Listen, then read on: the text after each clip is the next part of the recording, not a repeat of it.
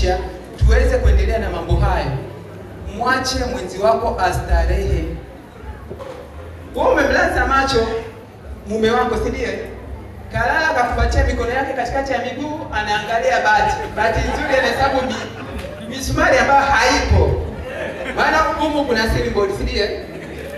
Haoni hiyo misumari, lakini anahesabu usiku kucha, si ndio? Wewe umelala unakoroma. Asubuhi anajigeuza mke, unaanza baba fulani, naomba hela ya chakula, watoto watakula nini?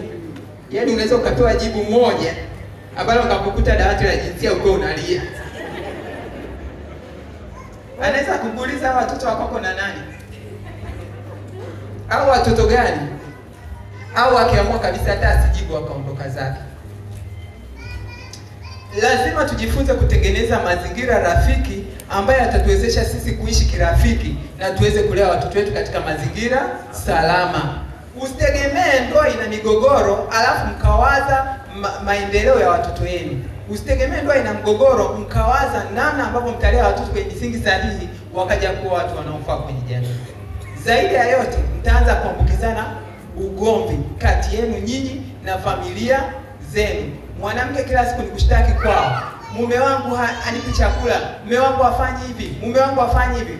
Unavusha ugomvi, mgogoro kutoka kwako, unampeleka na yule mwanaume kwenu, anaonekana ni mtu asiyefaa. Na yeye hivyo hivyo ana kazi ya kueleza ndugu zake ubaya wako tu. Mwisho wa siku, badala ya ugomvi kuwa kati ya mume na mke, unakuwa kati ya familia na familia, koo na koo, na mambo mengine yanatuletea ugomvi kwenye jamii.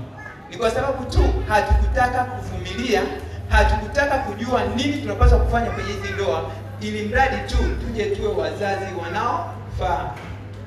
Siku hizi watu wanachekesha sana. Wanasema wale wazazi waliokuwa wanakula ada wakati huo sasa wamegeuka wazazi.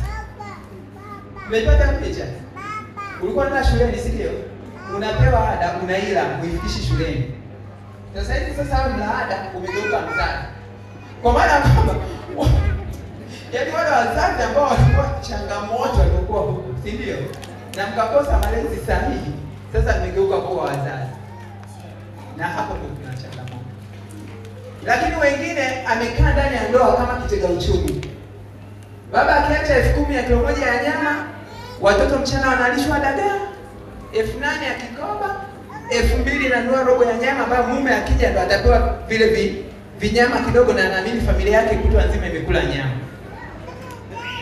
Uongo kweli? Kweli? Amista kuonea, maana leo tunataka ndoa zisoko ICU zirudi wodini, za wodini nyumbani, za